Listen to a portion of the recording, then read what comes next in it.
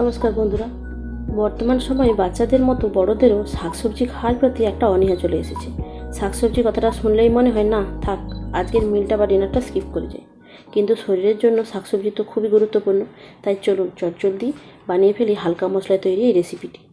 সমস্ত সবজিগুলো আলাদা আলাদাভাবে কেটে প্রথমে ধুয়ে রাখি আর মশলাগুলোকে বানিয়ে গুছিয়ে রাখি। আমি নিয়েছি পনির, গাজর, সবুজ মটর, বিনস, মাশরুম, দুটো পেঁয়াজ চৌকো করে কাটা আর লাল হলুদ ক্যাপসিকাম। এবার একটা বাটিতে 5 থেকে 7টা কাজু, 3-4 টুকরো পনির ও 3-4টা এলাচ নিয়ে একসঙ্গে গাঢ় একটা পেস্ট বানিয়ে রাখি।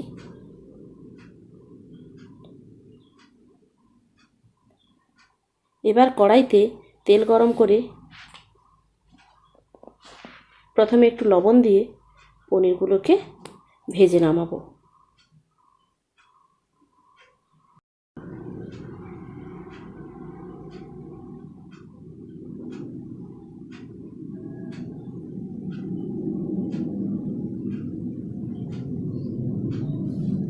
তারপর সেই তেলে একে একে গাজর,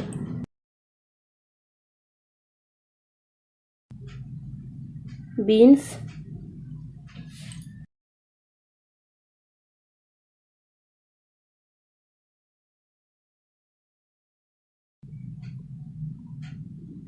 মাশরুম ঢাকা দিয়ে সবজিগুলো 70% সেদ্ধ করে ভেজে নেব।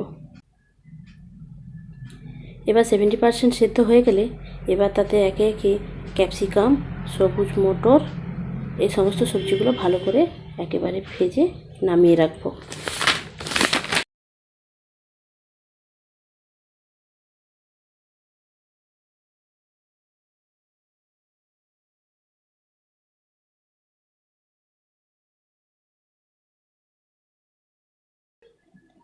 এবার কড়াইতে হালকা তেল দিয়ে 1 চামচ বাটার দিয়ে এবার দেব 3-4টে এলাচ, লবঙ্গ এবং শাহমরিচ ও তেজপাতা।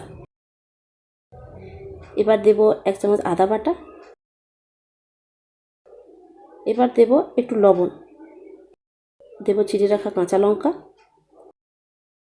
ও তারপর বেটে রাখা মশলা।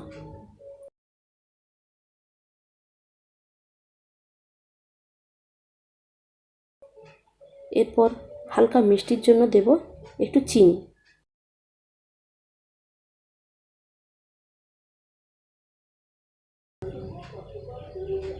এবার অন্যদিকে আরেকটি কড়াইতে টুকরো করে কেটে রাখা পেঁয়াজগুলোকে হালকা বাটারে ভেজে নিতে হবে, এতে পেঁয়াজের স্বাদটা একটু ভালো আসে।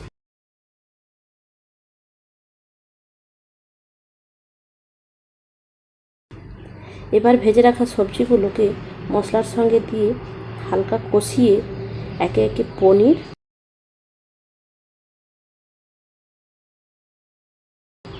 পেঁয়াজ কুচি ও গরম জল দিয়ে 2 থেকে 3 মিনিট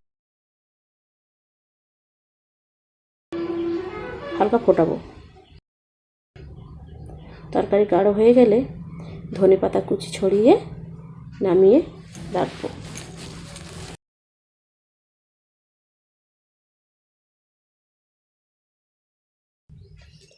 রুটি, নান বা পরোটার সাথে পরিবেশন করুন। ছোট থেকে বড় সবাই হাত চেটে খাবে এই সবজিটি। স্বাস্থ্যকর ও মুখরোচক ও খুব সহজেই বানিয়ে নেওয়া যায়।